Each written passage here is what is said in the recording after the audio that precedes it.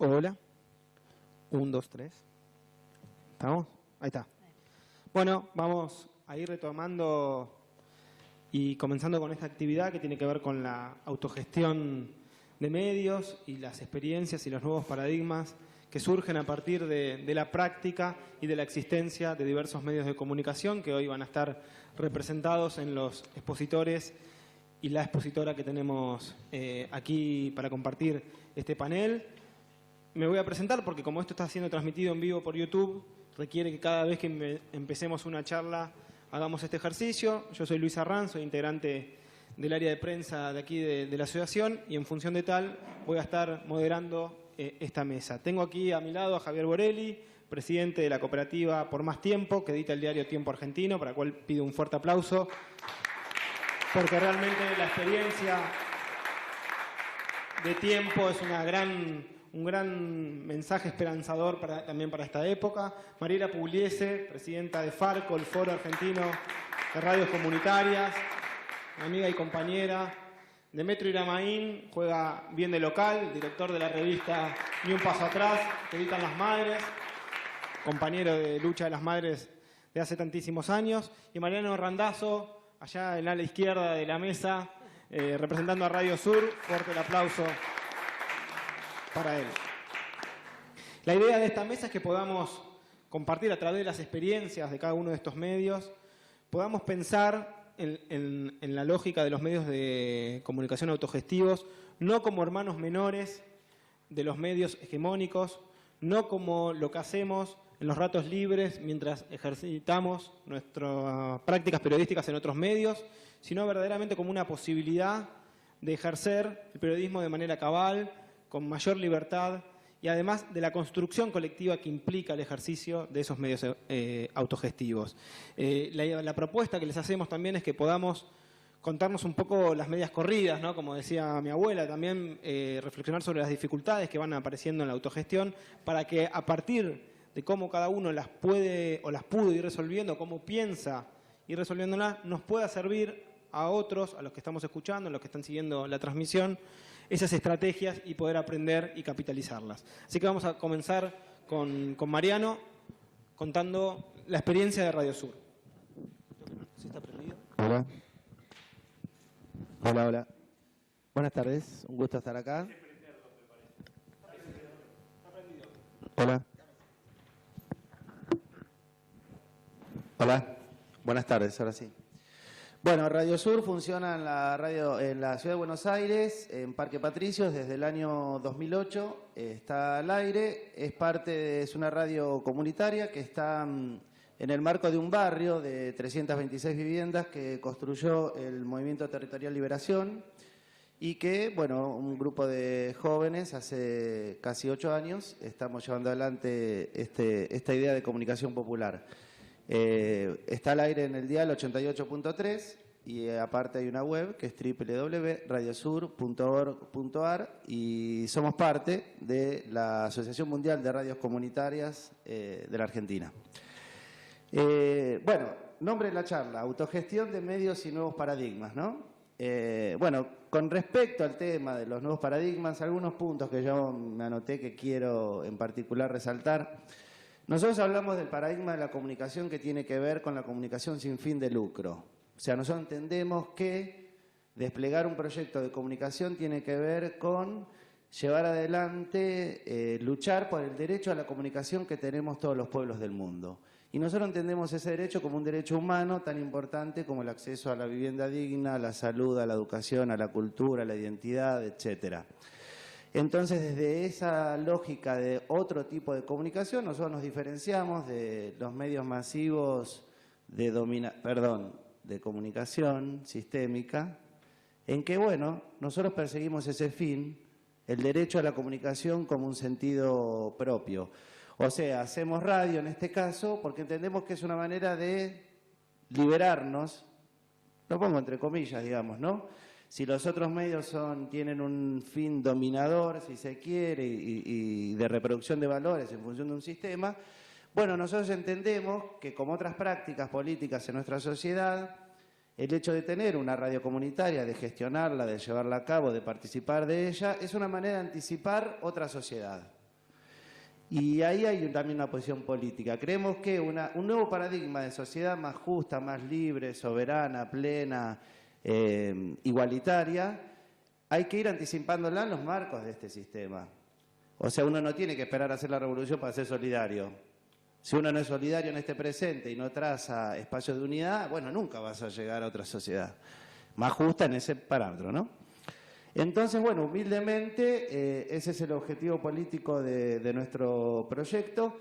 Hablamos de este tipo de comunicación que nos hermana, no sé Mariela si sabe, pero deben ser unas 400, 500 radios casi en todo el país que llevamos adelante este tipo de... No, todavía no hay... No hay una estadística, nadie se la puso a contar porque aparte van naciendo, nos vamos reproduciendo.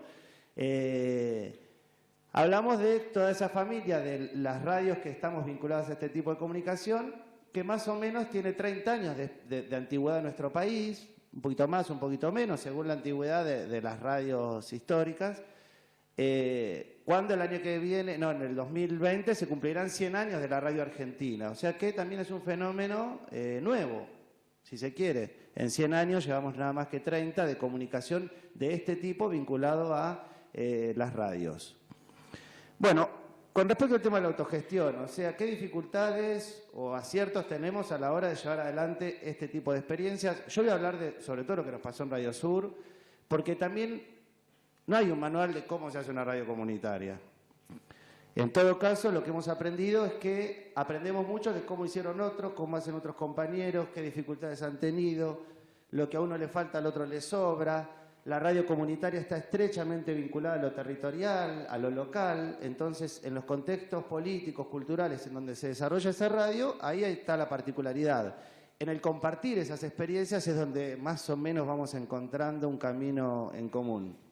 Pero hay un tema que es central, que es el tema de la legalidad. O sea, el acceso a la licencia de nuestras radios, ¿no?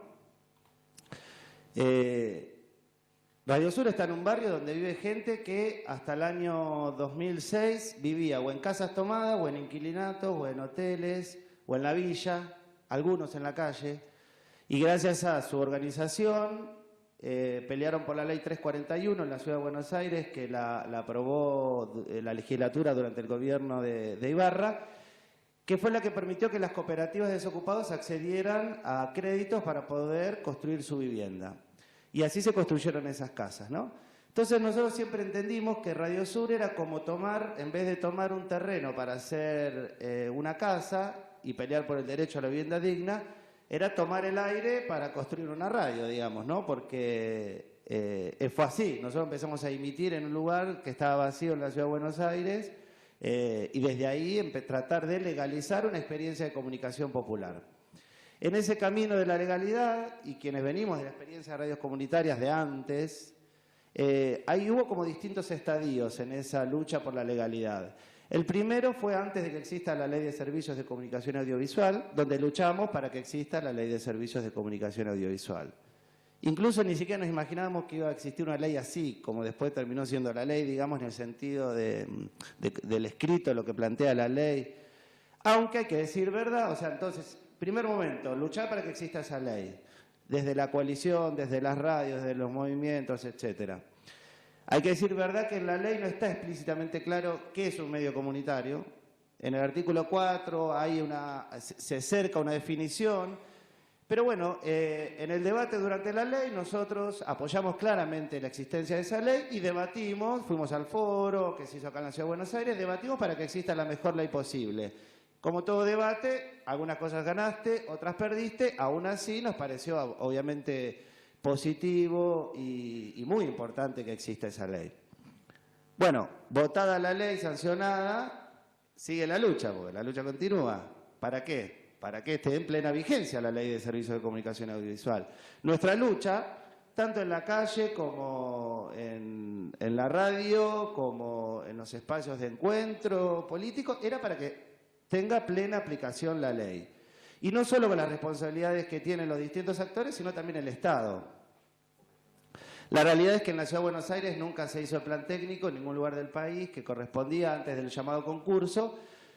Así que nuestra situación fue la de, bueno, no acceso a la licencia, aún entendiendo los marcos políticos. Con esto estoy diciendo cuál es la realidad de la aplicación de la ley con respecto al tema de legalidades y qué es lo que sucedió, sobre todo en la zona de conflicto, que fueron las 13 ciudades más importantes del país, donde hubo una enorme dificultad para el acceso a llamados concursos y licencias, digamos, ¿no? Bueno, hoy... Y mientras tanto luchamos por defender esa ley y porque se aplique, obviamente, dentro de la tensión que esto también significaba, ¿no? Hoy luchamos porque la ley sigue existiendo y la lucha pasa porque un nuevo marco regulatorio con respecto a nuestro sector comunitario nos tenga en cuenta, digamos, ¿no? Entendiendo de las dificultades políticas que existe hoy con el gobierno actual. O sea, después de 8 años y habiendo sido nacidos antes de la ley, seguimos siendo ya no ilegales, sino alegales, digamos, ¿no? Hay un marco jurídico que nos contiene, pero no se aplica. Hago un paréntesis. Hay una causa penal contra los compañeros de Antena Negra TV por ser ilegales o alegales, como lo quieran ver. Digamos que en el contexto del nuevo gobierno, esa legalidad... nosotros sabemos, yo vengo desde los 90 en radios comunitarias, yo sé lo que era que en los 90 fueran a sacar equipos, caía la CNC, bueno, eso no se veía en la Argentina hasta ahora con este nuevo gobierno, donde otra vez quienes ejercemos este tipo de comunicación, en este caso una causa penal, o sea, es gravísimo, ¿no? ¿Tendremos acaso el pabellón de los medios comunitarios? No creo, pero ojalá que no, dependerá de nosotros. Con respecto al tema de legitimidad, nosotros nos planteamos todo el tiempo, ¿qué es ser comunitario? O alternativo, popular, o sea, son distintas definiciones que muchas veces nos ponemos. Y ahí nosotros hemos reflexionado que el ser comunitario no es una cucarda que uno se la autorreconoce, sino que te la reconoce efectivamente tu sociedad, tanto y en cuanto seas un canal para que tu pueblo se comunique. O sea, te reconocen como comunitario. Uno en todo caso lo quiere tener como aspiración, digamos, ¿no? Y en esa búsqueda nosotros creemos que es esencial vincular la comunicación con el protagonismo popular en ese ejercicio. Y hemos aprendido en estos años de que los medios comunitarios no solo somos la voz de los sin voz. Porque esa frase, que suena linda, pero también presuponía que una falsa representatividad con respecto a nosotros de los excluidos o excluidas, o sea, como si los pobres fueran mudos, digamos, ¿no? Por poner un ejemplo. Entonces, fuimos aprendiendo de que es muy importante, por ejemplo, uno de los programas que está en Radio Sur, La Voz de la Calle. En vez de nosotros hablar de cuál es el problema que tiene la gente que vive en la calle, que en la Ciudad de Buenos Aires son miles de personas, ¿por qué la gente que vive en la calle no tiene un programa de radio? Y ellos mismos explican qué son, qué les pasa, qué quieren, cómo piensan. Entonces, desde ahí hablamos de ese protagonismo comunicacional que nos parece fundamental para construir una legitimidad comunicacional. El valor de la unidad en la diversidad. O sea, no nos interesaba ser un medio instrumental de una organización, sino romper incluso los límites políticos de las organizaciones que generan muchas veces estos medios. Y entender la palabra unidad como un aporte, la diversidad como un aporte. Entender de que si compartimos una escala de valores, bueno, hay distintas subjetividades y miradas sobre el presente, pero la importancia de estar unidos para incluso que un medio de comunicación comunitario haga lo que muchas veces los medios del sistema no hacen, que es establecer diferencias sobre temas particulares, pero poder avanzar más allá de eso. Bueno, eso es uno de nuestros desafíos. La democracia participativa tiene que ver con la gestión, digamos, ¿no?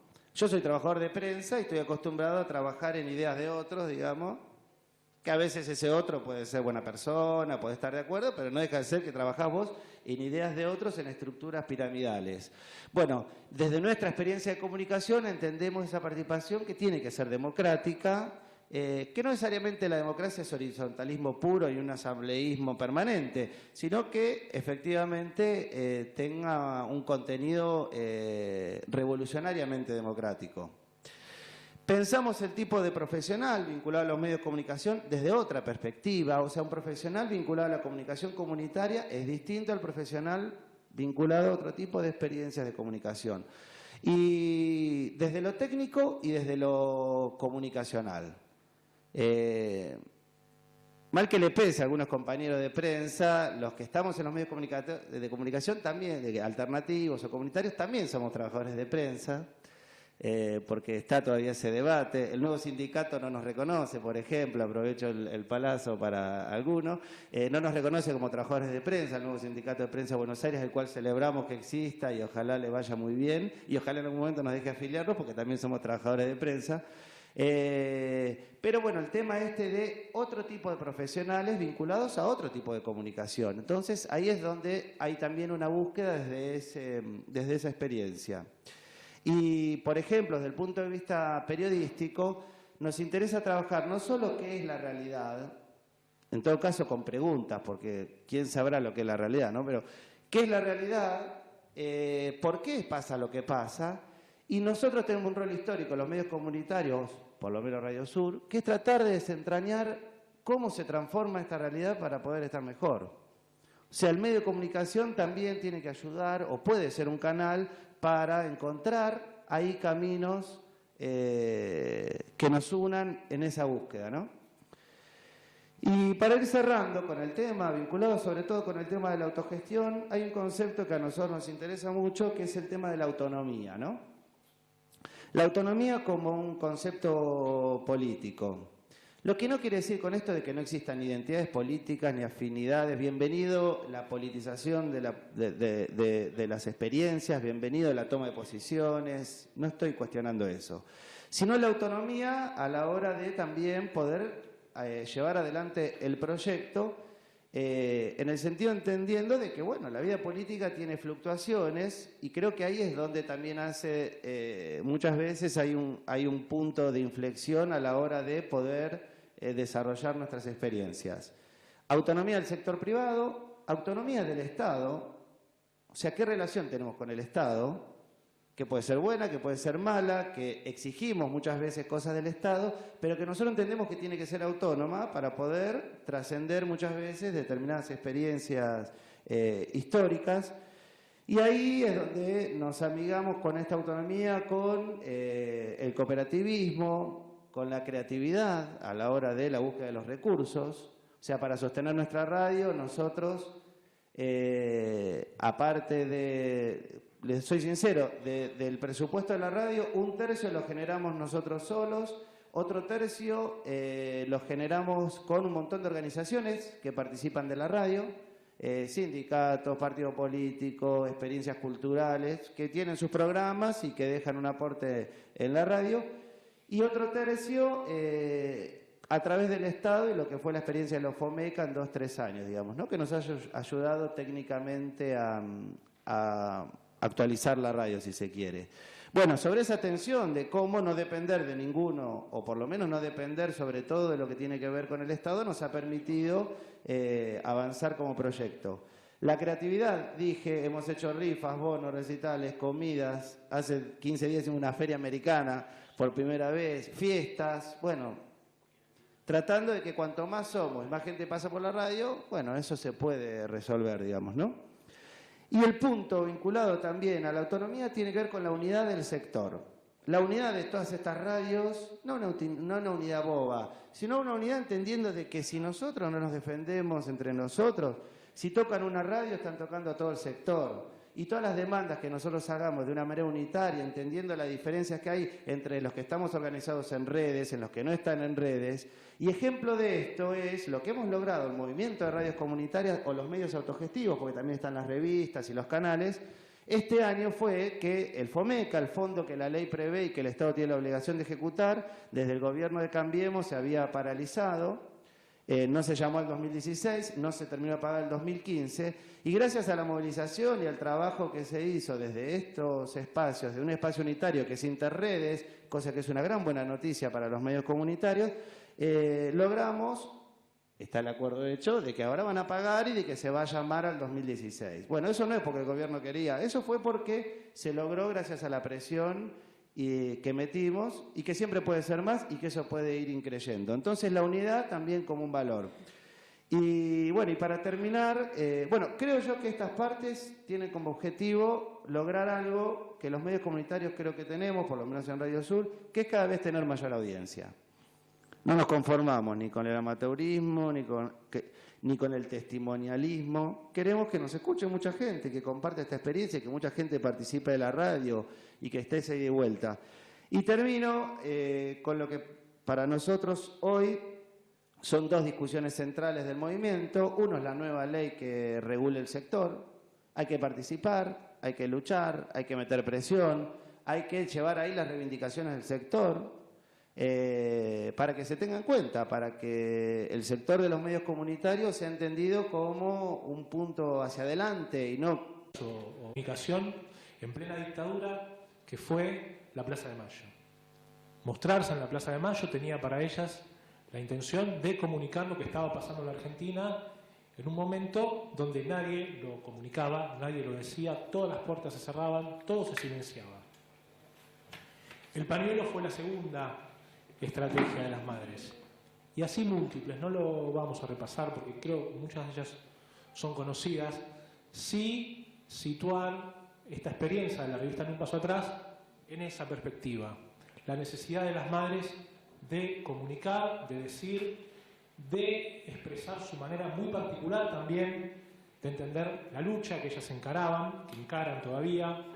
Son una voz muy distinta en el coro de organismos de derechos humanos, con una autonomía total. Y esa autonomía de las madres para hacer su política es lo que también, de un paso atrás, la revista trata de llevar adelante y mantener en sus páginas y en sus publicaciones. La revista también forma parte de múltiples experiencias de comunicación que llevan adelante las madres. Acá están los compañeros de audiovisuales de madres que hacen películas, que mantienen el sitio, el programa de televisión que se emite todavía todos los sábados en la TV pública, que hacen esta nueva apuesta que es la transmisión online por YouTube, los compañeros del área de prensa de madres que cubren absolutamente todas las actividades de las madres, que en el último tiempo siempre son muy múltiples y numerosas, incansables las madres, pero en el último tiempo es como que han enfatizado esta característica de las madres de no cansarse nunca. También la radio de las madres, la M530, que bueno, con todas las dificultades continúa allí transmitiendo, esfuerzo de varios compañeros que allí están, y la revista, ¿no? Y la revista En un paso atrás. El compañero que habló recién planteó la cuestión de la autonomía. Es algo política. Las madres siempre la han cuidado con todas sus fuerzas. Las madres no le deben nada a nadie y cuando tuvieron que decir lo que había que decir, lo dijeron, esté quien esté. Incluso con acercamiento más o menos al Estado, también lo han criticado cuando ellas creían conveniente hacerlo y que era justo hacerlo. Y eso también nosotros lo reflejamos en la revista y por lo tanto también somos, en ese sentido, queremos nosotros nuestra obligación como medio de comunicación de las madres de Plaza de Mayo es reflejar la autonomía de las madres, pero mantener sí muy claramente en las páginas de la revista la voz de las madres, la línea de las madres, lo que ellas plantean con una absoluta libertad también, porque no es que las madres, la revista en esto sí fue bastante novedoso, anteriores experiencias de comunicación de las madres antes de la radio y antes del área audiovisual y demás, que era el periódico, que era lo único que tenían las madres. El periódico sí tenía a lo mejor una finalidad más institucional, digamos, de todos los comunicados, de todas las crónicas de las actividades y demás. La revista de las madres tiene otro registro, que está en un paso atrás, quizás porque están todas estas otras áreas que registran y archivan, digamos, y tienen una función mucho más documental. La revista de las madres se permite tener la línea así central, pero no necesariamente el detalle de todos los comunicados y de todas las actividades.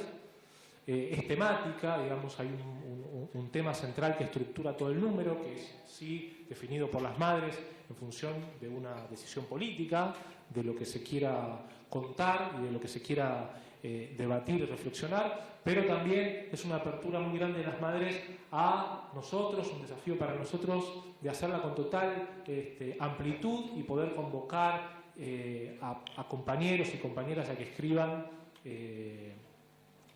dentro de esa línea desde sus experiencias, ¿no? Y también abrirla hacia otros campos que antes las madres no tenían, qué sé yo.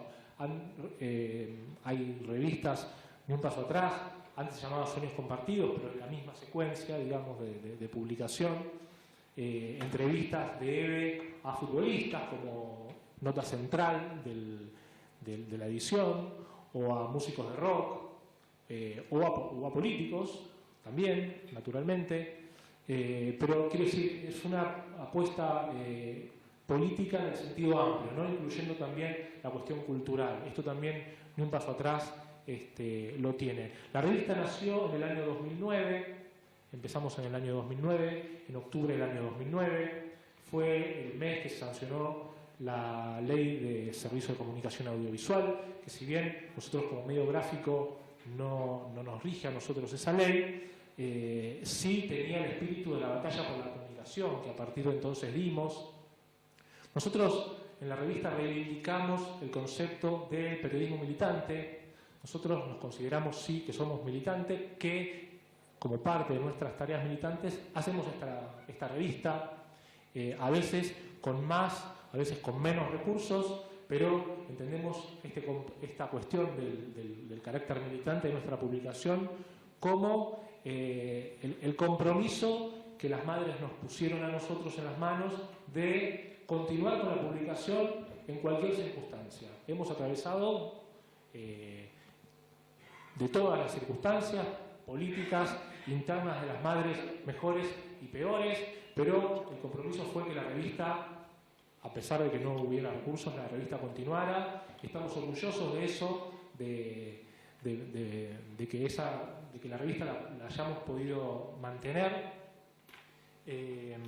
Esto del compromiso y la cuestión militante, lo decía Luis en la presentación, no implica en absoluto que nosotros tengamos que hacer productos periodísticos de mala calidad, o hacer con lo que nos sobra de tiempo, o escribirlos mal, porque total es militante. No, para nada.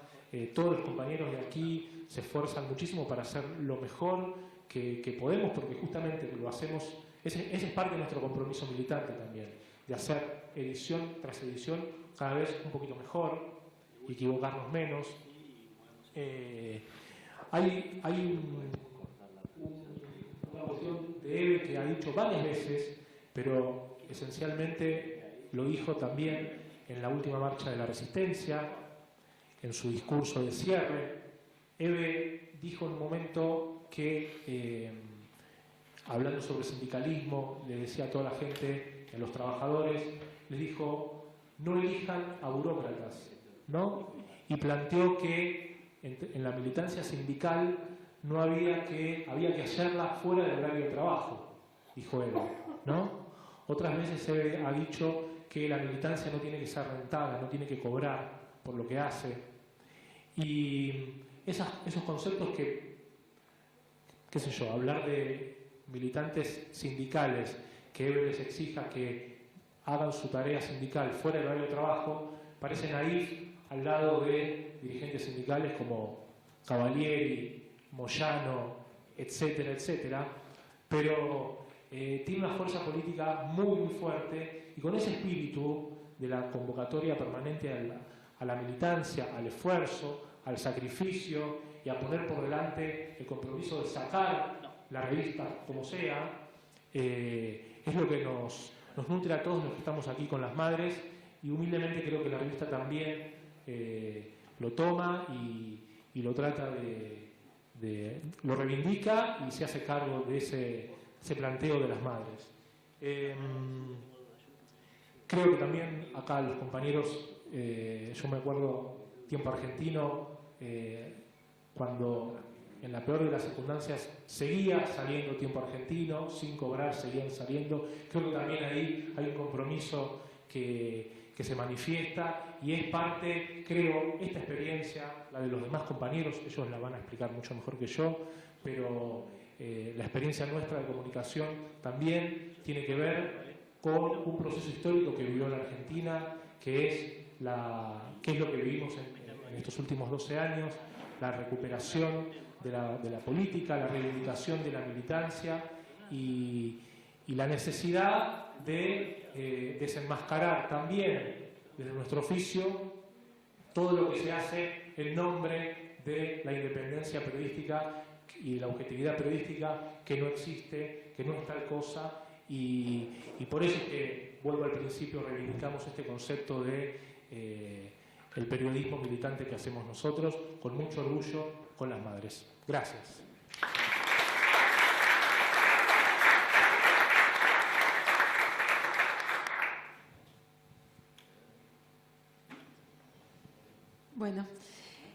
Bueno, después de escuchar el amplio marco que dio Mariano Randazzo sobre los medios comunitarios y también esta mirada política que tenemos los medios que compartimos con una revista como Ni un paso atrás, en el sentido de que, sí, indudablemente quienes hacemos medios comunitarios, bien, voy a decir en general, para ser respetuosa con si hay alguno que piensa distinto, de Farco estamos convencidos de eso, somos medios que queremos construir colectivamente una transformación a partir de la comunicación. Elegimos la comunicación como el elemento para poder transformar la sociedad. Estamos además convencidos y convencidas que hoy, más que nunca, la comunicación es un elemento de poder y está en disputa. Y hay que disputarlo y hay que pelearlo. Y eso requiere, creemos, medios fuertes y, en nuestro caso, con una mirada y una construcción colectiva. Lo que define un medio comunitario es eso, es la construcción colectiva y es el proyecto político-comunicacional. No es si el medio es grande, pequeño, si cobra publicidad o no cobra publicidad. Aclaro esto porque lamentablemente son dudas que muchas veces aparecen, incluso en funcionarios, no solamente incluso en funcionarios actuales. Yo recuerdo que un consejero del Consejo Federal de Comunicación en San Juan diciéndole a sus compañeros de trabajo que no, a las radios comunitarias no había que darle publicidad porque no pueden cobrar. Bueno, aclaramos que sí, como Mariano muy bien lo dijo, y esto es importante en el momento de pensar la gestión. Cuando pensamos en el derecho a la comunicación, yo querría hoy tratar de bajar un poco estos conceptos que creo que todas y todos compartimos respecto a la importancia de poder ejercer libremente el derecho a la comunicación, el derecho a la libertad de expresión, el derecho al acceso a la información pública, que son tres cosas diferentes, aunque se unan. No sé si han notado que en ninguno de los discursos, ni de Marcos Peña, ni de Aguad, ni de Giudice, aparece el concepto de derecho a la comunicación. Se habla así de derecho a la libertad de expresión, que es un derecho más liberal en general, pero no se habla del derecho a la comunicación. Y ahí voy a hacer una apreciación casi personal, porque no soy una estudiosa del derecho a la comunicación, no soy Daniel Loretti, no tengo todas las acepciones de qué implica legalmente, pero para Farco el derecho a la comunicación también es el derecho a gestionar un medio, la propiedad de los medios. Esto me parece importante porque hay un discurso actual que está circulando en los funcionarios, pero yo lo he escuchado también en la academia y esto me preocupa, que es esta cuestión de, acá lo que importa es que todos tengan un buen servicio. Acá lo que no es no importa la propiedad, esto lo dijo Marcos Peña en uno de los primeros discursos del año. No, la propiedad no es el tema que discutimos. No, lo que discutimos son los soportes, internet para todos, los contenidos. Bueno, primero, si no discutimos la propiedad, no entiendo por qué el decreto 267 del 1 de enero lo que hace es precisamente destrozar el concepto de equitativo de distribución de la propiedad y fortalecer la concentración mediática con medidas concretas. Así que esto, digo, parece un poco un discurso para que nos conformemos y nos creamos que el problema es si tenemos buena señal de celu o internet o los contenidos, porque además les aviso, nos lo han dicho, pues ustedes pueden tener una radio con internet, ¿para la tienen, no, nosotros queremos la antena, nosotros queremos el medio en el aire, además de que, por supuesto, tendremos otras estrategias con otros soportes y otros formatos. Pero más allá de eso, la propiedad de los medios es la que hay que discutir. Porque además cuando se haga esta ley de medios convergentes, que hace 2 días cuando habló Silvana Giudici, dijo, es una ley que lo que hace es integrar las 2 leyes pasadas. No, de ninguna manera. No, ojalá sea así. No, hasta ahora los decretos destrozaron puntualmente los elementos que nosotros consideramos cruciales de la ley 26522, los elementos que precisamente permitían mínimamente, más allá de que después la aplicación podía ser mejor o peor, dar un marco normativo a la no concentración mediática, a la distribución, insisto, de la propiedad, porque ahí está la distribución de la palabra, permitía tener ciertos parámetros de contenidos, no por supuesto de qué dice cada contenido, lo aclaro por si alguien malinterpreta, sino cuando hablamos del porcentaje de contenidos de carácter regional, nacional, independiente, que no es un tema en absoluto menor, porque impacta en la gestión, impacta en la producción cultural de las regiones, de las provincias, impacta en lo que después se termina convirtiendo en nuestra identidad, los contenidos que están en los medios y esta regulación, por decirlo así, de que haya un porcentaje nacional, un porcentaje local, tiene que ver con ir construyendo una identidad a partir de la comunicación. Y esto es lo que nosotras y nosotros entendemos por el derecho a la comunicación también, es construir colectivamente nuevos discursos. La práctica comunicacional te marca, no es solo que digas algo y que quede flotando en el aire. El tener la obligación de construir ese discurso, que no es solamente palabras sueltas, sino en el caso de la gestión de un medio, construir un discurso es pensar una programación, es pensar relaciones sociales. Hay un montón de elementos que van construyendo estos discursos sociales y eso es la disputa de sentido que queremos dar. Es muy maravilloso, perdón la forma de decirlo, cuando yo soy parte de la FM Bajo Flores, que tiene ya 20 años, es hermoso cuando uno va viendo compañeras y compañeros que se fueron formando desde que tienen 13, 14, 15 años y hoy son cuadros políticos realmente, militantes que tienen compañeros y compañeras que nacieron, crecieron y reivindican su vida, por ejemplo en la Villa 1114, con una mirada clara de transformación social. Y la verdad, eso lo hizo no voy a decir el medio, no la FM Bajo Flores, el ser parte de esa construcción, el tener la obligación de ser parte de esa construcción, la obligación, digo, de pensar, de construir, de hacer, bueno, eso transforma las identidades, no solo singulares, individuales, sino colectivas.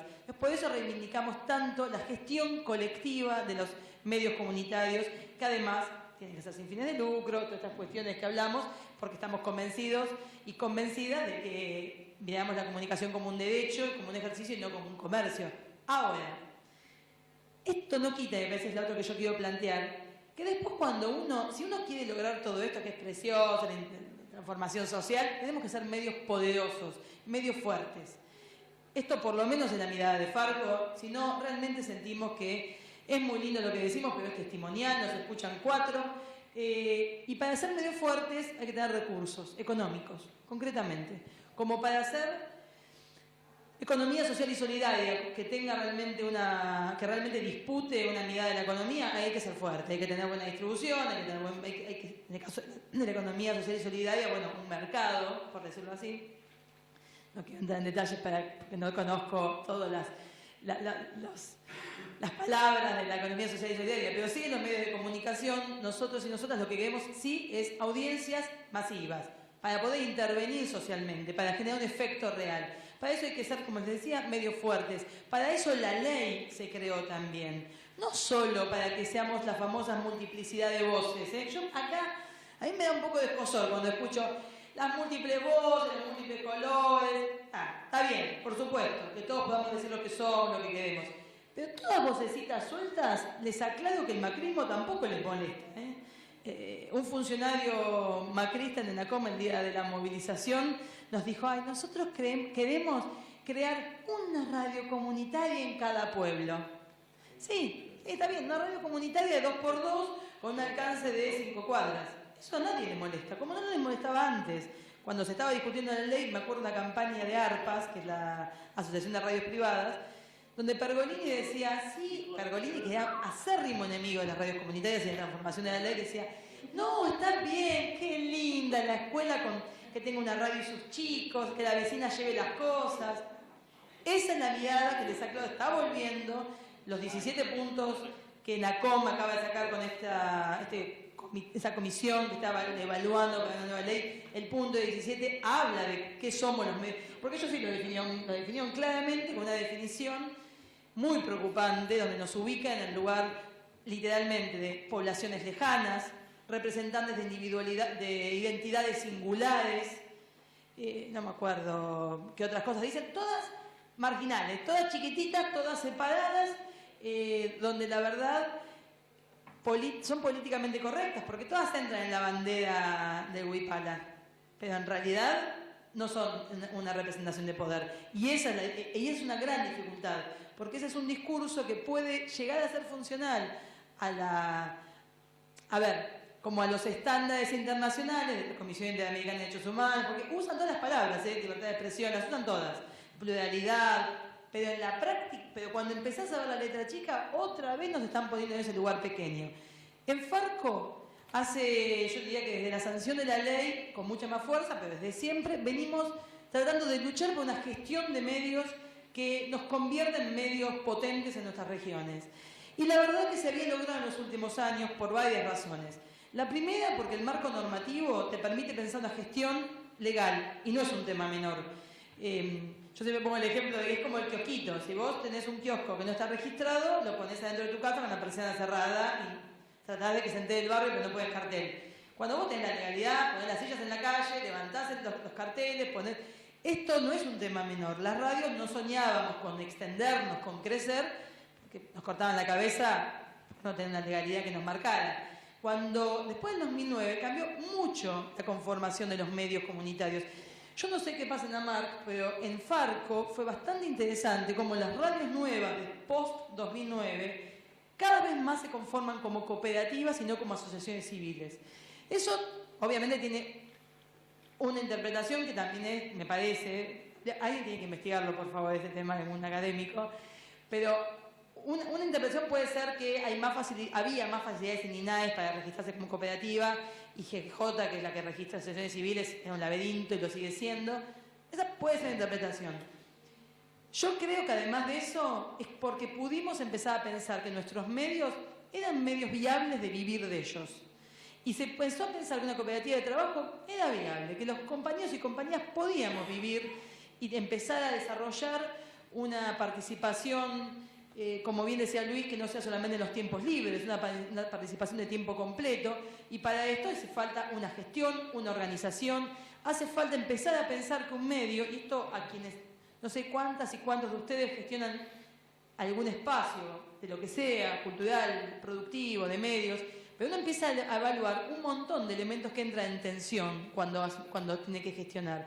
Entra en tensión el objetivo ideológico, el objetivo político, pero entra en tensión con la audiencia, por ejemplo, porque si uno tiene que tener audiencias masivas, hay que preguntarse también cómo va a armar esa grilla para que no sea aburridísima, por ejemplo. Se los digo así de onda, porque los que hacemos radios comunitarias a veces nos engolosinamos con nuestros contenidos, que nos parece una producción alucinante que no paramos de hablar en la hora completa de radio. Bueno, cuando eso pasa, si estamos en un barrio... No, estamos en un barrio, no, estamos en cualquier barrio, sacando los 4 progres que nos escuchan, digo así, te cambien la radio, porque nadie puede concentrarse mientras está cocinando, mientras está laburando, mientras está con los pibes, nadie puede concentrarse a escuchar cada detalle del análisis profundo del Brexit, que cómo nos impacta en América Latina, 1 hora completa. No, por eso Pedro Briegue es un buen comunicador, porque en pocas palabras te tira Digo, esto también tiene que ver, por supuesto, con las estéticas, los formatos, pero hay que pensarlo. Porque esa tensión, cuando uno gestiona un medio, aparece. Cuando uno hace un programa, no, porque uno hace un programa, lleva su programita, está cerrado. Pero uno tiene que pensar 24 horas de programación. En la Villa 1114, por ejemplo, queremos que nos escuchen. ¿Qué música vamos a poner? Ahora que llegamos un poco más lejos, mezclamos rock con cumbia, con latino y otras cosas. Pero durante mucho tiempo es cumbia sola. Cumbia con todas sus variantes, por supuesto, tratando de que no padecieran cosas poco políticamente correctas. Digo tratando, porque las compañeras y compañeros, que eran operadores técnicos, a veces filtraban cosas que cuando uno escuchaba con su mirada, no sé, por ejemplo, de género, exactamente, te terminábamos peleándonos entre nosotros. Pero bueno, eso es parte de la gestión, eso es parte de la construcción política. Uno empieza a tener la atención de los recursos con la atención de los contenidos. Uno empieza a tener la atención de la publicidad. Al margen de que, vuelvo a aclarar, las radios comunitarias podemos y debemos cobrar publicidad, tener publicidad. Quiero aclarar otra cosa. La publicidad es el único ingreso, bueno, no el único, pero el único ingreso, sí, considerable y genuino que tenemos. ¿Por qué digo genuino? Porque lo podemos invertir en lo que querramos. Esto no es un tema menor.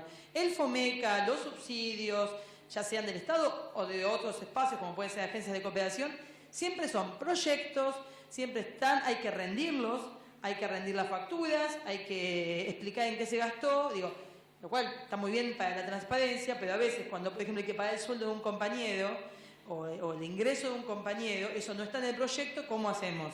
Bueno, la publicidad resuelve, como para cualquier ámbito, esas cosas.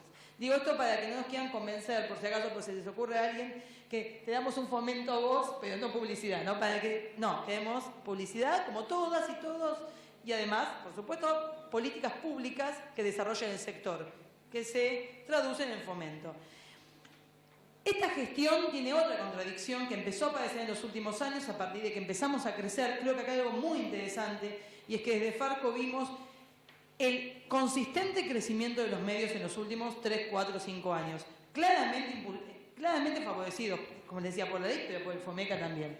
El FOMECA, que es el Fondo de Fomento Concursable, se empezó a aplicar a fines del 2013, y para los que dudan, sí generó cambios en los medios comunitarios. Para los que dicen que no se hizo nada para los medios comunitarios en los últimos años, soy testigo, mis compañeras de Farco son testigos de cómo, y además, por supuesto que también hablo por Farco porque lo tengo más analizado.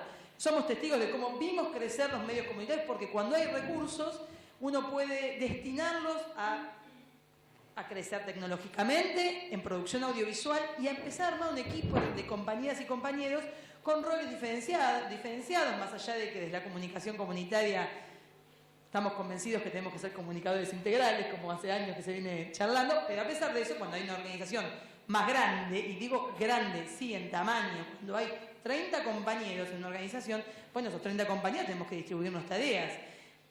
Eso lleva a otra problemática, que es la sindical. Y esto es algo que se empezó a discutir en los últimos años, maravillosamente digo, porque qué bueno poder crecer tanto que uno discuta cuestiones de ese nivel y no como ahora que tenemos que volver a discutir el derecho a la comunicación sí, el derecho a la comunicación no. Ahí estábamos discutiendo qué pasaba con, por ejemplo, bueno, como dijo Mariano, las radios comunitarias en Argentina tienen ya casi 30 años. Entonces hay compañeros y compañeras que se están jubilando. Pocos, muchos han rotado, pero algunos se están jubilando. ¿Qué pasa con la jubilación? ¿Qué pasa con la RT? ¿Qué pasa con los aportes, bueno, jubilatorios? ¿Qué pasa con las obras sociales? Esto es algo fundamental que estábamos empezando a discutir en los medios comunitarios. Y como somos autogestivos, no somos empleados con patrones, esta discusión tenía características que había que empezar a explorar, tanto que estábamos empezando con algunos pocos sindicatos a poder pensarlo conjuntamente, como con el Sindicato de Prensa de Rosario, con quien estábamos empezando a poder pensar una figura donde el sindicato nos albergara sin que hubiera patrones de por medio. Con otros sindicatos, bueno, se estaba empezando a charlar, con otros había guerra, concretamente, porque de ninguna manera querían un medio autogestivo. De hecho, nos han planteado, recuerdo de alguna reunión de Consejo Federal, directamente, no reconocemos las cooperativas, son empresas ocultas o empresas disfrazadas, una cosa así. Digo esto para que vean que tampoco es que nosotros acá como estamos todos juntos, creemos que todos pensamos lo mismo y que el mundo es lindo. Bueno, a veces no es tan lindo, entonces nos encontramos con que incluso gente que parece compañera, tampoco. En realidad cuando llega el momento de pelear estas cuestiones, aparecen las rispideces de lo sindical, aparecen las rispideces de lo autogestivo versus otro tipo de organización. Y acá hay que pensar otra tercera dimensión para las organizaciones, que es, y suena espantoso decirlo y lamento si no queda muy lindo, que hay que cuidar también la organización, por ejemplo, de los juicios. Esto suena espantoso porque uno dice, ay, no, somos todos hermosos y nadie va a hacer juicio. No es así. La verdad que a veces pasa que hay un juicio. Y esto, la verdad a mí si le hacen un juicio a la Shell no me importa demasiado, de hecho me parece que así debe ser.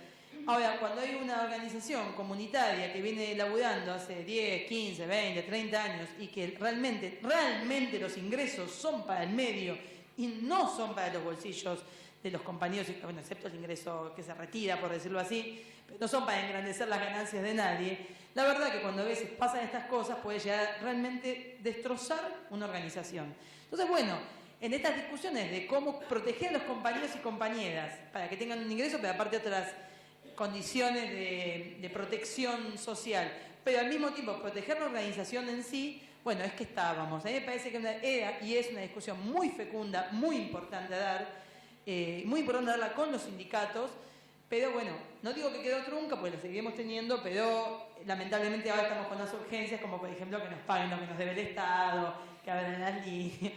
Pero bueno, antes había un diálogo con el Estado que realmente permitía ir construyendo más o menos de la mano. Incluso las cosas que no se estaban haciendo, por lo menos se discutían, se charlaban. Pero bueno, yo quiero cerrar entonces solamente pensando en que cuando pensamos en un medio comunitario, tratemos de pensar que hay ideales, que hay militancia política, pero también tiene que haber una concepción de gestión que permita crecer y ser sostenibles en el tiempo, pero además en las comunidades que estamos. Si no, seguiremos siendo simpáticos, agradables, nos van a dar una computadora de 10.000 pesos y con eso tiraremos un año más. Muchas gracias.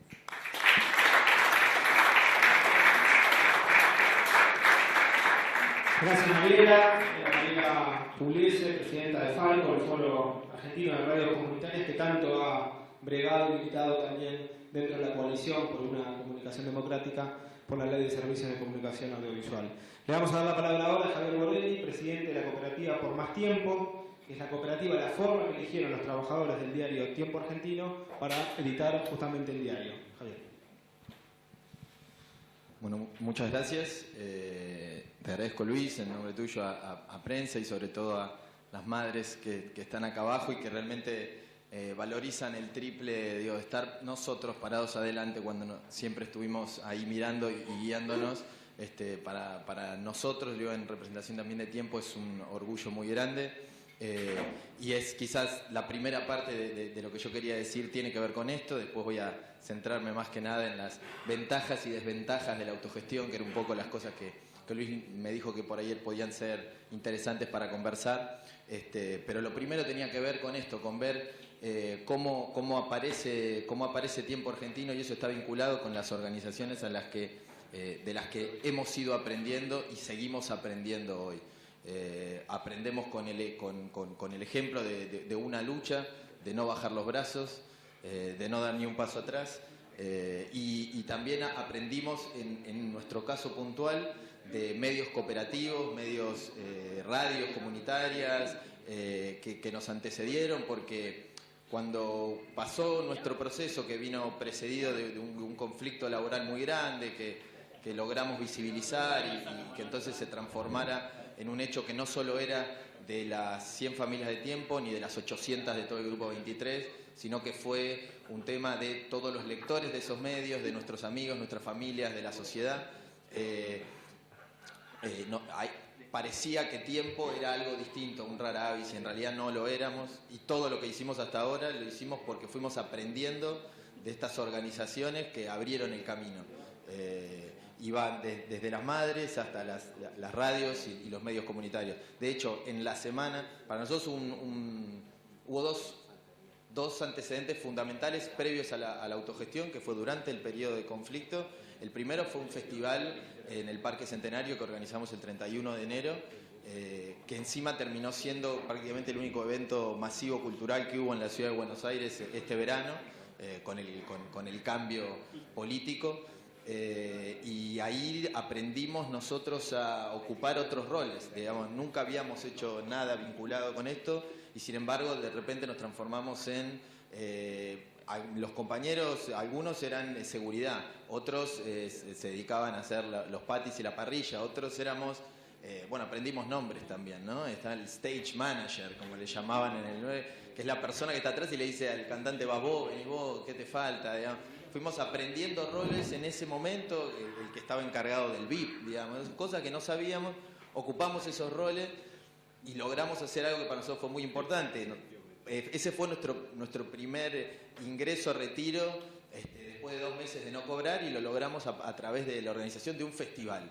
Bueno, después, tiempo después, seguía sin resolverse, sin tener respuesta ninguna del Ministerio de Trabajo y demás, decidimos hacer la edición especial para el 24 de marzo. Una fecha que para nosotros, digo, para el colectivo que hace tiempo y también algo que se veía en sus páginas es probablemente la fecha más importante en el calendario anual, la recordación de ese momento, el homenaje a los detenidos y desaparecidos, las reivindicaciones presentes. Bueno, poder nosotros sacar ese número, que lo hicimos además en asociación con una gráfica, una empresa recuperada, que nos ayudó, que fue la Gráfica Patricio, que nos ayudó también en la financiación de ese proyecto, aprender que había gente. Salimos a vender, hicimos 35.000 ejemplares y los agotamos en 6 horas. Fue una experiencia en lo profesional que ninguno de nosotros tuvo, compañeros que tienen más de 40 años de profesión, también emocionados por lo que estaba sucediendo. Y ahí nosotros lo que sentimos era gente que nos venía y nos pagaba 5 veces más del precio de tapa por el ejemplar y diciendo tienen que seguir. Y esa energía, ese aliento fue la base para darnos cuenta de que podíamos. Habíamos logrado hacer un festival sin saber lo que hacíamos y lo habíamos hecho bien. Habíamos logrado sacar una edición sin saberlo y lo habíamos hecho bien. Entonces lo que sabíamos hacer era periodismo y eso fue lo que nos terminó de dar cuenta de que podíamos hacer periodismo, que había gente interesada en comprar lo que nosotros hiciéramos y en que nuestro proyecto funcionara.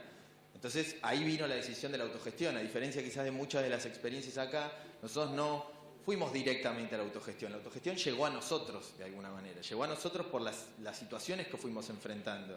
Y fue nuestra salida colectiva y fue una salida que también implicó desde un primer momento, y creo que fue una de las decisiones clave que nosotros tomamos, decir que íbamos a hacer un medio comercial, un medio que generara nuestros ingresos. Íbamos a hacer el paso del fondo de lucha, que era lo que nos había mantenido durante 6 meses, a un fondo de retiros económicos, un fondo de retiros conseguidos a partir de la venta de un diario, digo, a partir de nuestro laburo. Y ese clic fue fundamental para entender que al que teníamos al lado era un hermano, era un compañero, era alguien que había que aguantar en las épocas complejas que estábamos viviendo después de mucho tiempo sin cobrar.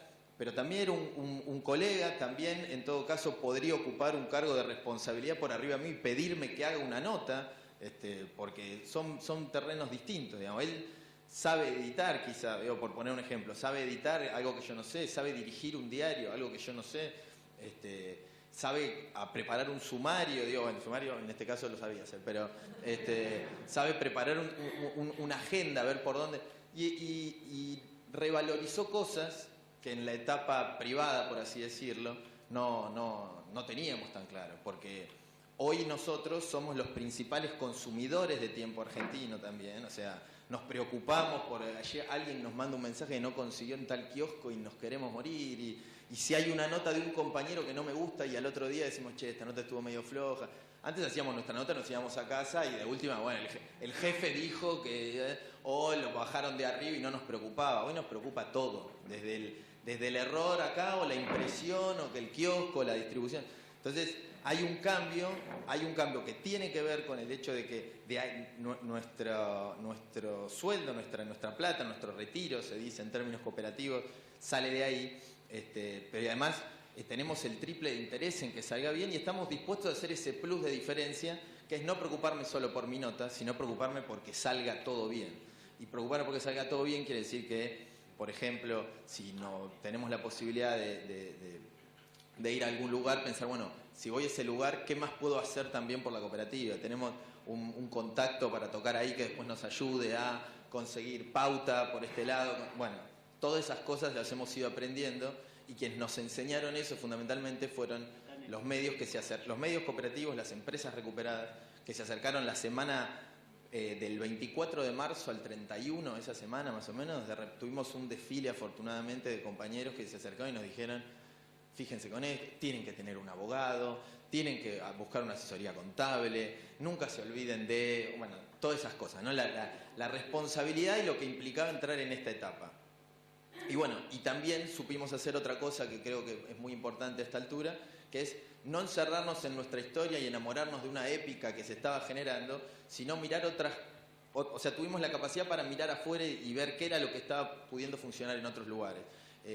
Porque los diarios impresos caen en todo el mundo y Argentina también no está exento de eso. Porque el electorado por lo general es más grande de edad y nosotros teníamos un acompañamiento que era un poco más chico. Bueno, la publicidad estaba en caída y no puede ser la principal fuente de financiamiento. Entonces empezamos a mirar afuera y vimos que afuera había proyectos que realmente funcionaban sustentados por los lectores, por el público. Miramos en España, donde hay un proceso parecido, bueno, que en realidad vino antes que en el nuestro. Vimos en Estados Unidos, donde también es así. Y encontramos entre ellos un ejemplo clave para nosotros, que es un diario español que se llama El Diario.es, que se genera en parte también a partir del cierre del Diario Público de España, que era un diario que tenía tirada nacional y era un diario de izquierda. Bueno, el primer director después funda el Diario.es, lo funda, no es cooperativa, sino una sociedad de responsabilidad limitada, pero los fondos los ponen los primeros trabajadores. Y después sigue creciendo, arrancaron 15, hoy con 4 años son 70. Nosotros arrancábamos 125, pero teníamos otra cosa a favor. Teníamos toda esta comunidad que se había ido acercando a Tiempo Argentino y nos acompañaba y que además nos había dado pruebas de que estaba dispuesta a seguir haciéndolo. Así que fuimos a por eso, fuimos a un esquema que pudiera cerrar, es decir, no podíamos sacar diario todos los días porque no nos daba la plata, no teníamos respaldo, digamos. Del diario que nosotros vendimos el 24 de marzo, decidimos repartir un porcentaje y el resto, el equivalente a 2 tiradas del diario, guardarlo para las primeras 2 ediciones y que después el diario se fuera bancando a sí mismo. Era una apuesta fuerte, pero una inversión de los ejemplares que nosotros tiramos sale más de 100.000 pesos, para que se den una idea, y 100.000 pesos para gente que no cobra hace 6 meses, no lo juntás ni empeñando lo que tenés en casa, digamos. Entonces decidimos hacer eso y bueno, y por suerte salió bien. Tomamos la decisión de que sea una cooperativa.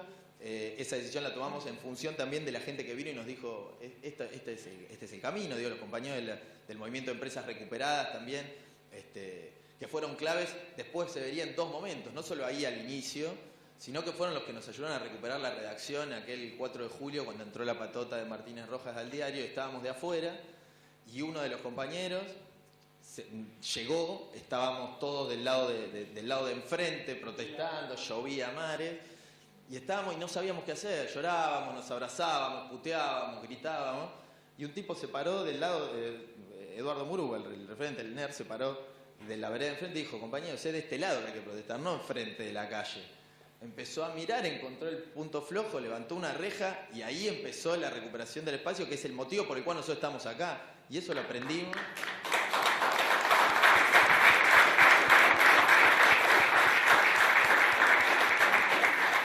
Y eso lo aprendimos fue otra de las aprendizajes que tuvimos en este camino, porque además los periodistas, y sobre todo quiero hacer esta salvedad, la mayoría de nosotros, yo tengo experiencia en medios comunitarios y barriales previos, pero la mayoría de los compañeros de Tiempo no, o si lo tienen igual, tienen muchos años en el espacio privado. Y eso te aburguesa también, y te hace perder ciertas mañas. Y los periodistas somos un gremio, y se está reflejado por lo que dijimos acá, muy cómodo.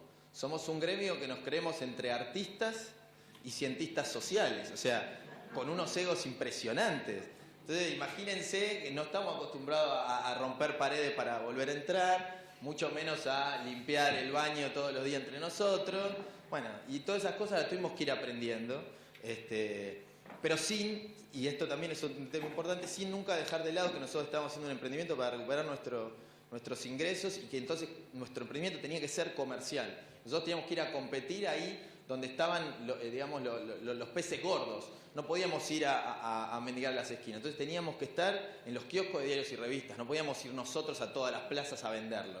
Teníamos que estar ahí, y estar ahí implicaba también ceder el 50% del precio de tapa a la cadena de comercialización. 40% para los canillistas, 10% para los distribuidores.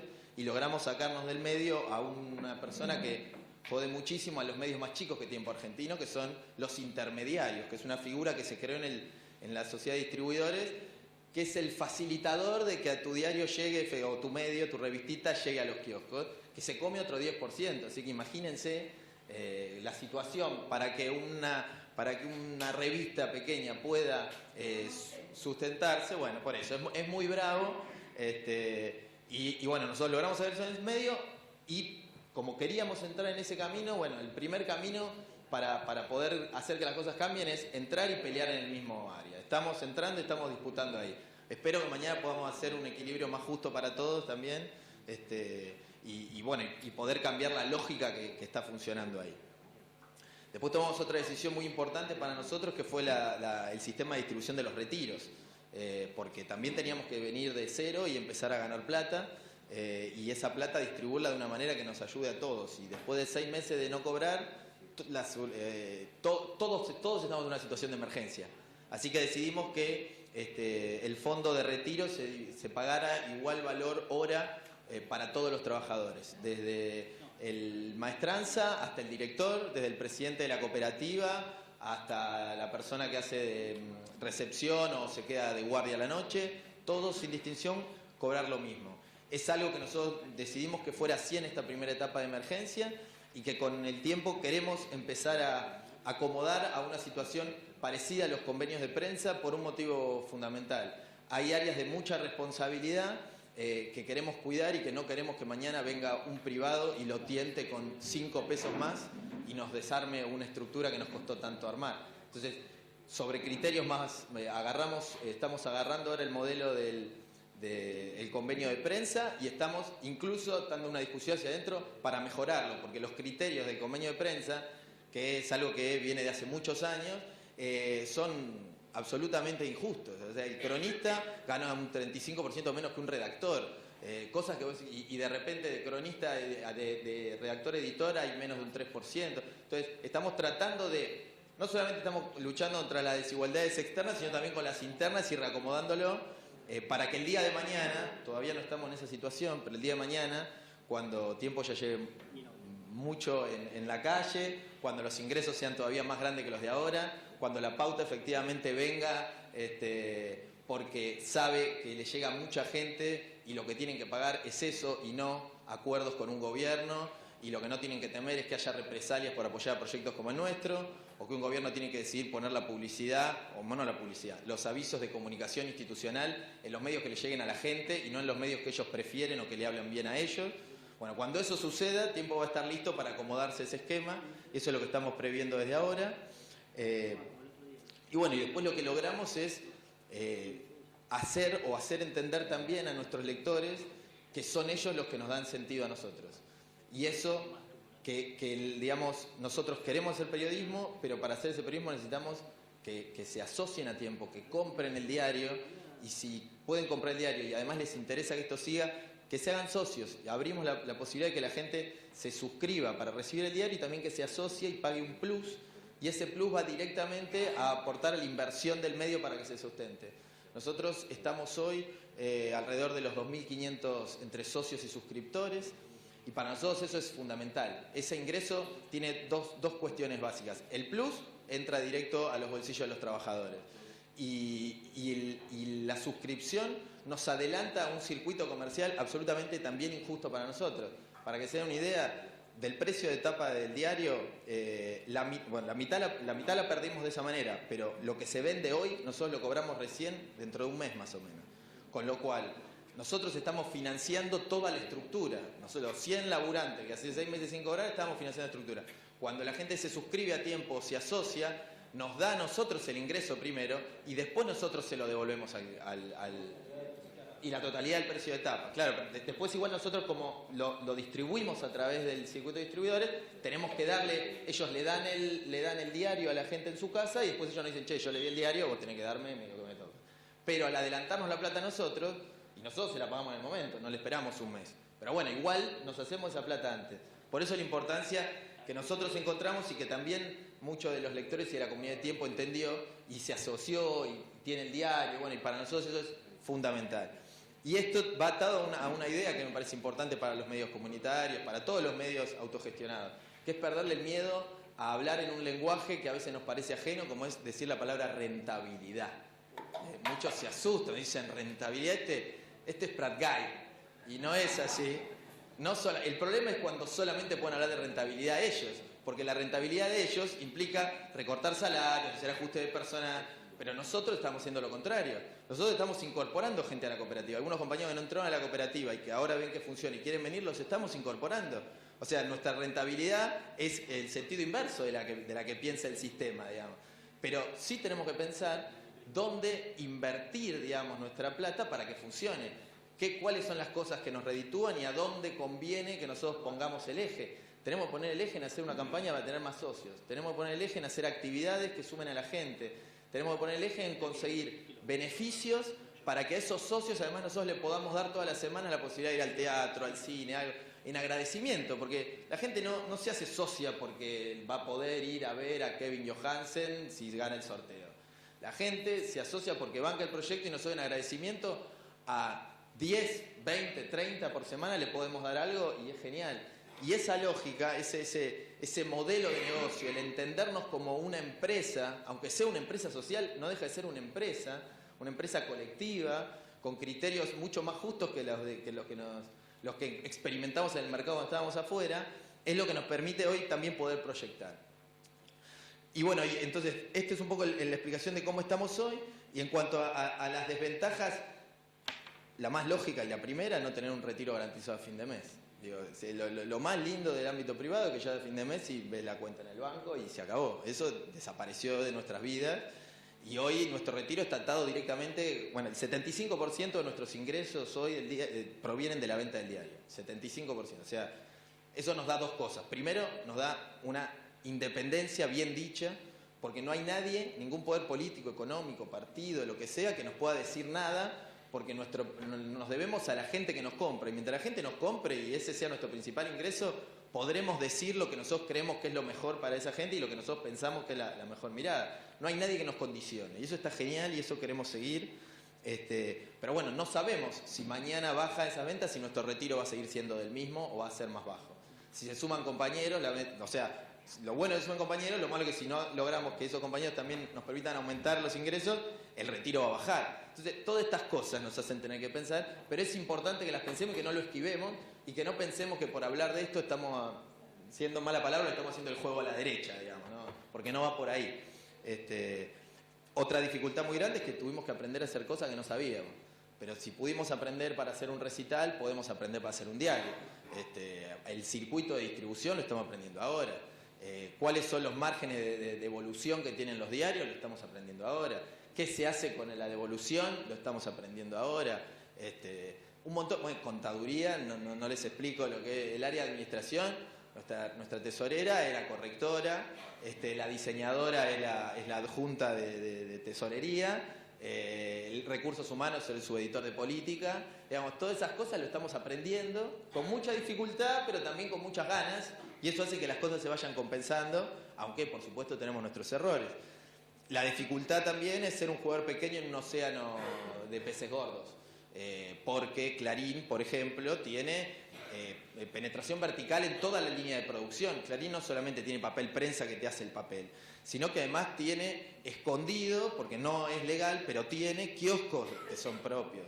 Tiene también recorridos de distribución que son propios. Y bueno, tiene de todo, por supuesto. Y esos a veces te ponen entonces el otro diario arriba del tuyo y no lo venden. O sea, al punto donde la gente nos escribió diciendo, tuve que pedirle al canillita que no me quería vender el diario. Nos ha pasado eso, es una locura. Bueno, eso pasa, entonces es complicado ser un pez pequeño. Pero bueno, es el desafío que tenemos. Y por último también la desprotección gubernamental que tenemos.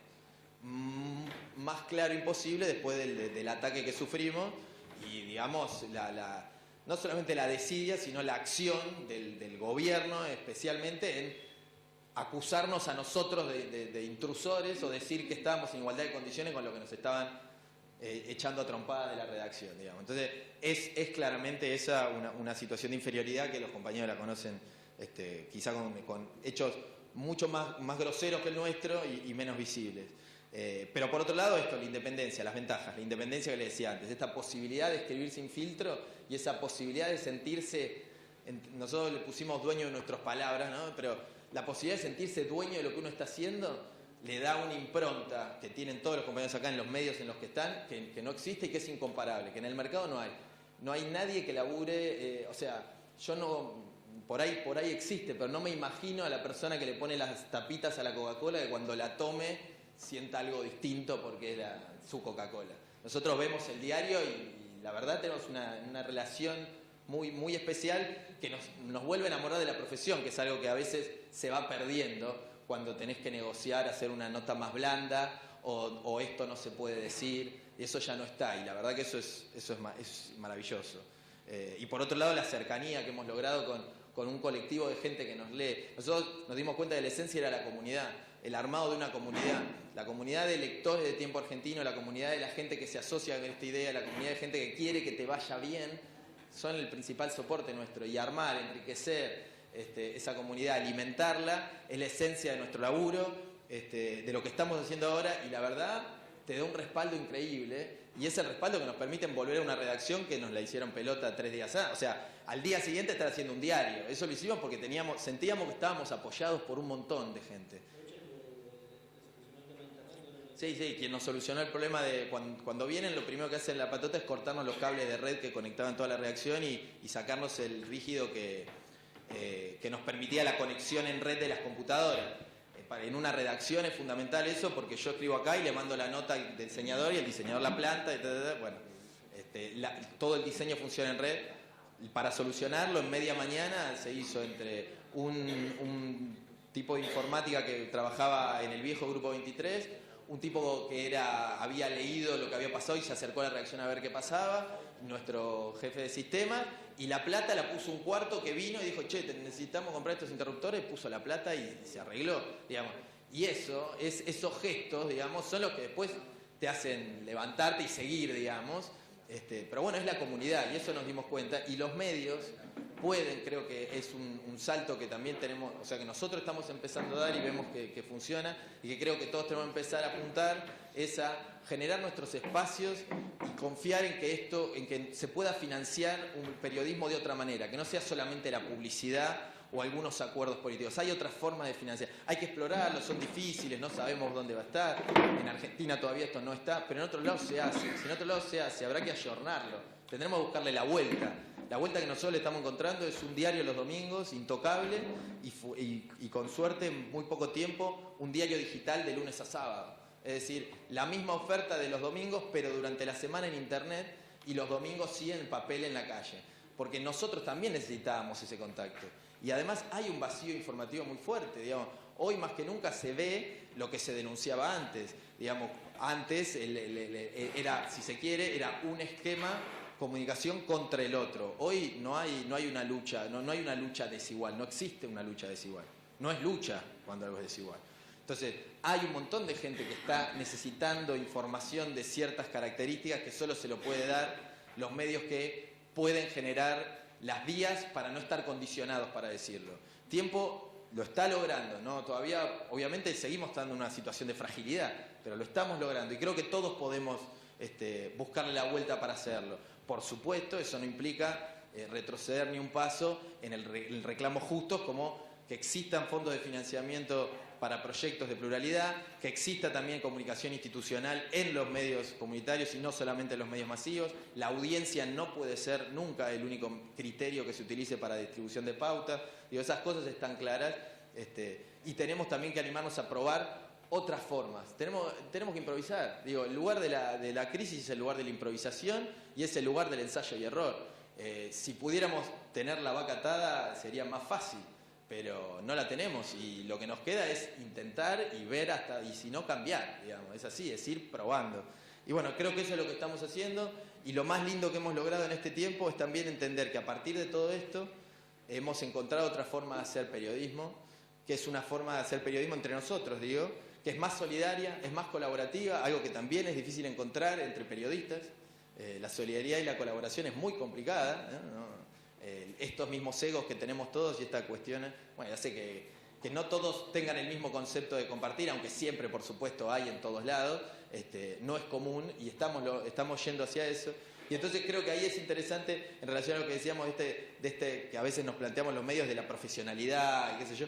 Bueno, hay una nueva forma de profesionalidad que nosotros estamos descubriendo en tiempo, que no deja de lado hacer un buen periodismo, un periodismo honesto, y que a la vez es solidario y colaborativo, cosa que antes quizás en muchos casos no estaba. Así que la verdad para nosotros es una experiencia con las desventajas y las ventajas muy, muy enriquecedora, y que sabemos que se vendrán muchos tropiezos, más de los que ya tuvimos, pero bueno, mientras tengamos la energía y mientras podamos seguir haciendo partícipe a todos de lo que está pasando, porque esto que dije al principio, Tiempo Argentino no lo hicimos nosotros, el momento de hoy de Tiempo no tiene tanto que ver con los trabajadores como con todo lo que pasó en torno a Tiempo y en torno a lo que se generó. En la medida en que nosotros podamos seguir encauzando, alimentando eso y alimentándonos nosotros de todo lo que nos vuelve, creo que tenemos futuro, y ese futuro nos puede también servir para dar manos. Algunas más fáciles, otras menos, inspirar, ayudar, y en lo que se pueda, las páginas de Tiempo siempre van a seguir estando del lado de los trabajadores. Va a ser un diario comunicado con lo popular, porque es de donde salimos. Hoy Tiempo lo banca la gente, entonces Tiempo banca a la gente también. Es una cuestión de reciprocidad permanente. Y bueno, eso es a lo que vamos, eso es a lo que queremos hacer, y ojalá en el camino podamos ir haciéndolo, y a pesar de los tropiezos seguir creciendo entre todos y asociados a todo el grupo de medios con el que nosotros nos sentimos identificados, que son los medios populares, que son los medios comunitarios, que son los medios que llegan, o sea, que no piensan primero en qué es lo que le conviene al dueño del medio, sino qué es lo que le conviene a la gente, qué es lo que le conviene a mis oyentes, a mis lectores y a la sociedad argentina. Nada.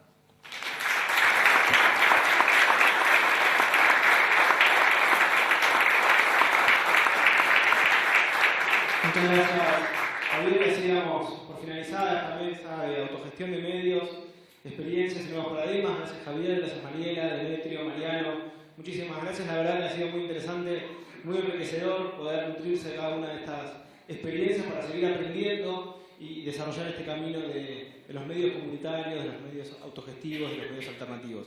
Los invitamos a quedarse en la sala porque inmediatamente va a comenzar el panel siguiente, que tiene que ver con la verdadera influencia de las redes sociales en el periodismo y en la opinión pública, donde van a estar Claudio Veloso, Horacio Torres y Fernanda Ruiz, así que los invitamos a participar también de esta mesa. Muchas gracias.